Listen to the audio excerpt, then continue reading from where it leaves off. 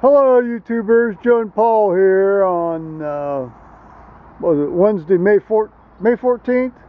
Yeah, well, yeah. Wednesday, May 14th, 2014. Around not quite 3 in the afternoon Eastern Daylight Time. Now, we're having a bit of a lull here in the storm systems that have been passing through, but Paul and I were sitting out here, or wandering around out here, and we were remarking on, which of the ash trees had stayed alive and which had died. Now you've got some oak trees out there in the front. And it's like they took a hiatus. Yeah, and you've got the ash tree there in the back, and that was considerably less leafed in yesterday, so it's amazing. Now on the other hand, you can see these barren trees there in the background, that the bugs got, and well, it's hard to tell, but there's one other tree up there that actually is still alive, and out front, there are a number of them that are still alive. Said he, putting his fingers in front of the camera.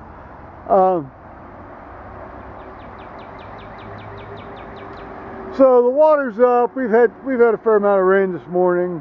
Well, last night and today, this morning actually, and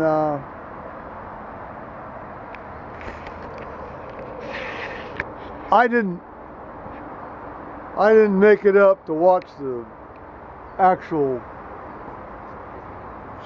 landing last night from the guys in space, although Paul stayed up and watched most of it. You would not have seen it. We watched sort of, the replay, what they replay of it at noon today on NASA TV, and well, I went to bed. I was tired, and I knew I wasn't going to wake up for it, but it's always nice to pretend you might. Well, it's possibilities, isn't it?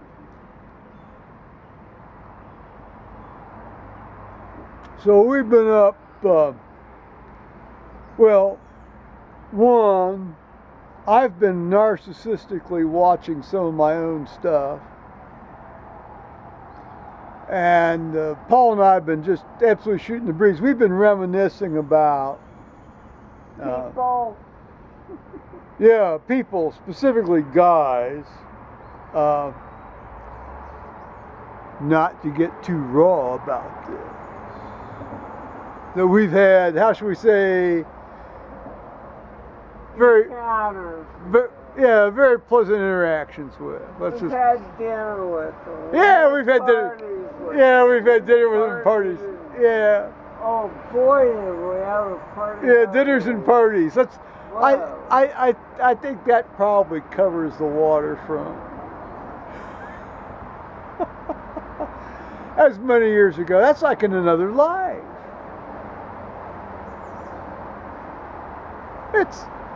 It's all like what happened when you were a teenager and you snuck out and got away from your parents. You went out and had a good time. These damn bodyguards squealed. Oh, that's right. Your father wasn't in a public office. Honey, I was under scrutiny every moment of my life, waking life, from the moment I woke up to the day I went into that bedroom, and even a couple times after I went into that bedroom. And of course, I lived in, we only had a 2-bedroom house. And my sister had her own bedroom in the east bedroom, and my folks had the bedroom in the west bedroom. And so they partitioned off with a set of shelves their bedroom for me to use as my room. which means, of course, that, you know, they're going to hear anything I'm doing.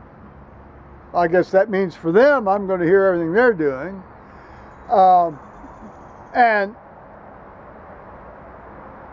from experience, after my sister finally moved out and got married and you know, finished college and got married, and then they allowed me to move into her east bedroom. I can tell you right now, basically in our house, if you moved, it was heard. So beware those who want to engage in, how shall we say, extra activity. Well, I was going to say self-pleasuring, but yeah. Don't make any noise. And from time to time, my folks would, or my dad certainly would come in to check on me. You know, at night. I don't think he was doing that out of any, you know, ulterior motives. Yeah, he just cared about me.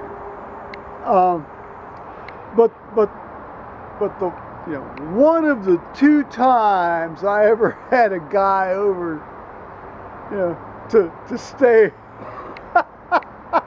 to stay with me. You know, a sleepover they call it now, I guess. I don't know what they called it then. We didn't call it anything. It was just come over and stay. Yeah, I was sleepover then. Let's just say that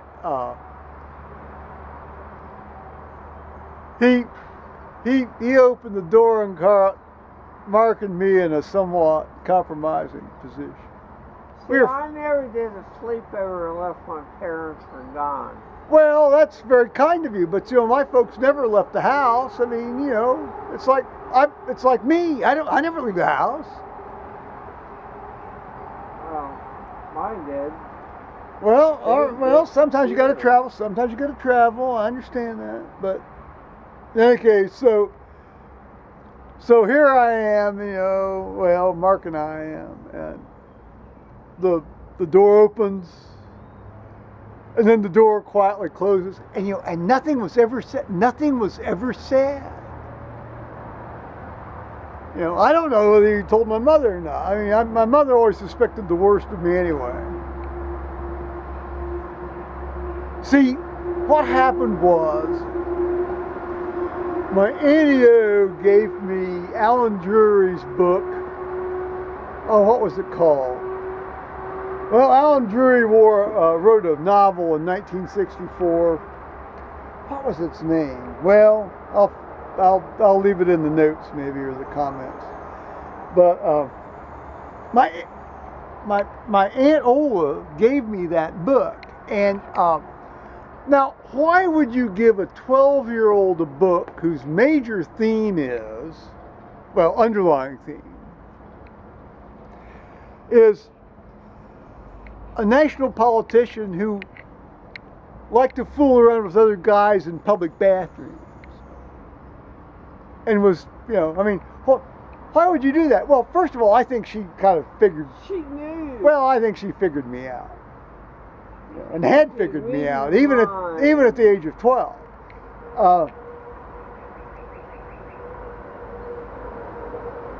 But you know, once it was a case of honor. Well, I'll figure it out. Anyway, so my mother read the book, of course, and I read the book, and my mother got just into a bit of a quivering, you know, albeit suppressed state about this kind of stuff, and this was about the same time that Life magazine article came out about gays. It was a 7-part series, by the way. This is 1964. I urge y'all to look it up on the internet. It's very worthwhile to read. It's very lurid. I mean, it's, you know, it gives you all the stereotypes about, oh, you know, if you're gay, you're gonna they're going to end up, you know, hanging around in alleys and, you know, and pissing on each other, and it's going to be awful. And you know, and you know, it's nothing's going to be fulfilling and all this kind of stuff. And you know, anybody who's got an ounce of sense in their head knows that's not the case. It's just not the case now, and it wasn't. You know, it really wasn't the case then. It was, yeah, it was journalistic, lurid sensationalism to sell magazines is what it was. But it's a good piece. Well, series of pieces, seven segments. There were always conversational things whenever parents got together, because they were always on the coffee table. So when the guests arrived, they could sit around and have something to look through or whatever until dinner was ready to go. Oh, well, we took, as I've mentioned before perhaps, we took tons of periodicals. As my dad said, if you only get one idea out of each magazine, it's worth it.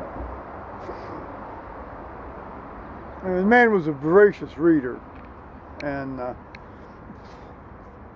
one of my favorite photographs of him, which I ought to show it to you sometime, excuse me, is he's sitting in a rocking chair there after he'd retired, reading my surgery textbook when I was in medical school. Yeah. Yeah. Great photo. Well, yeah, I'll tell you, I've had the privilege of knowing several very, very highly intelligent people in my life.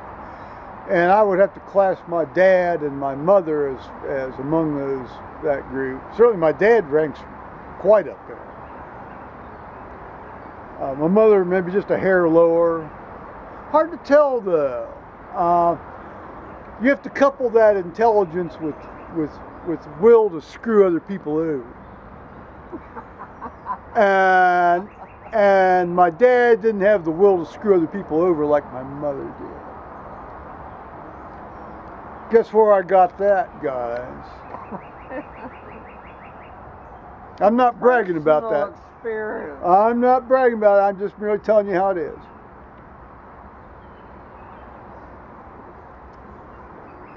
Well, I had no idea this was, you know, a little video about where the ash trees you're leafing in is going to, you know.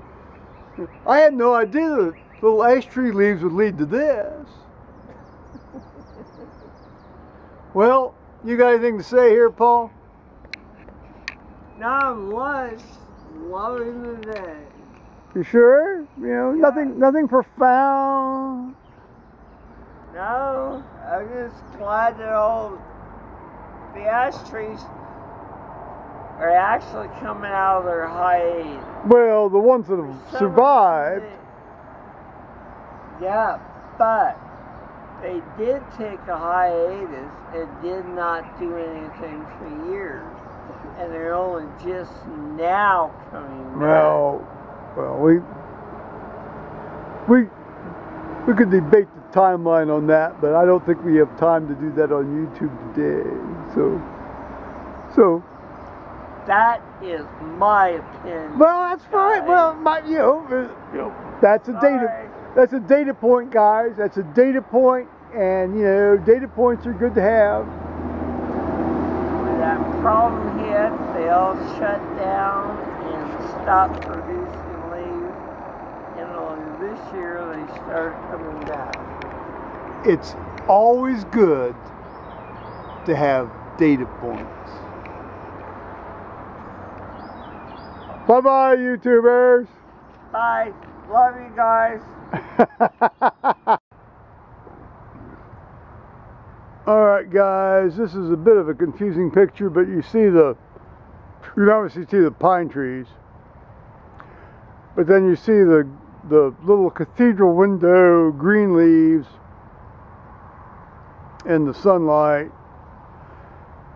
And that's an ash tree that's still alive, so we're not completely dead yet. Well, the ash trees aren't completely dead yet. Well, neither am I, fortunately. Yeah.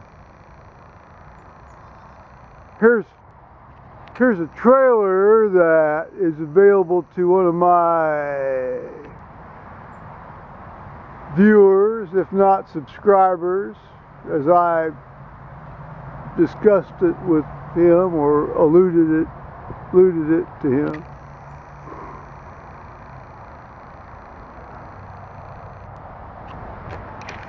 I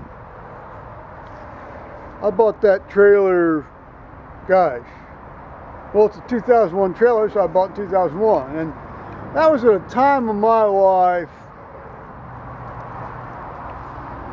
when I was,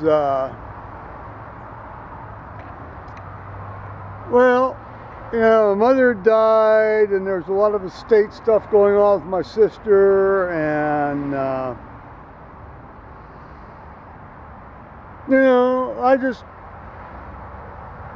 needed to go somewhere, you know, and do something and have something, and so I spent, it was like $10,200 to buy this trailer. And Paul and I took two trips in it.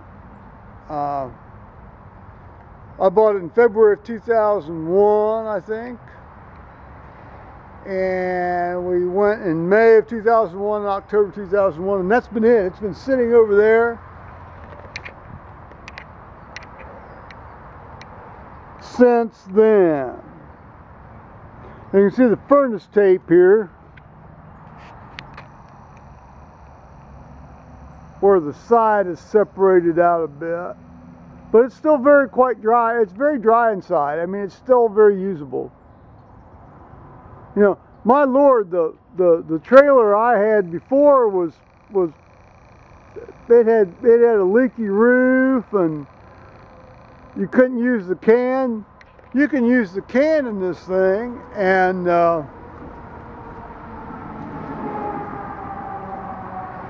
I sold it to a cop down in Westerville.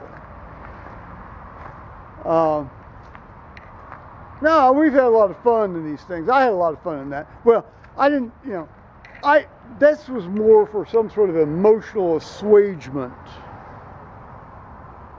you know, over the way my mother and my sister had dealt with me. So, here. So much for that, you know. Man up, Joe, man up. So, clearly we're on the way down to the mailbox. Now this is Wednesday, as I said, and you can see that the grass now, as I have mentioned, is getting a bit high.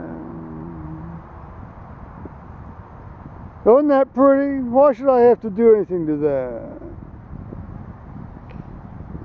MFers. Well, that would be the county MFers, not you. I'm not addressing you as MFers. So I'm coming down here to, now the traffic's backing up. We're getting up toward 4 o'clock here. So be careful, Joe, don't die here. Oh, it just looks god-awful, doesn't it? Here, I'll show y'all. It's like god-awful. So, let's look at this here. Yeah, somebody had to honk because I guess somebody didn't move on quite as briskly as another individual had hoped or expected or demanded.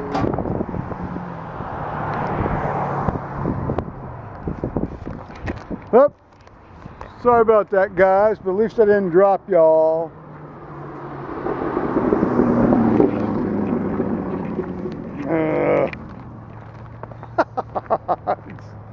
It's just a lot of fun. It beats the alternative, doesn't it? Well, you know, I go through the grass and I keep expecting to find ticks. Now I've not found a tick yet. Now Paul's found a couple on him, but you know, the real tick count will be, you know, if I go mow here. Notice I said if. Notice the contingent conjunctive.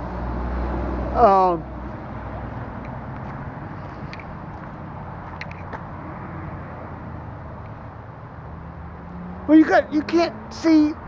This is I'm a product of my upbringing, as everybody is.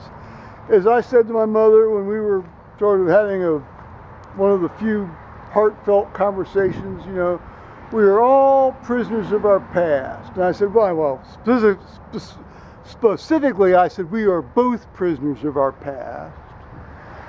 And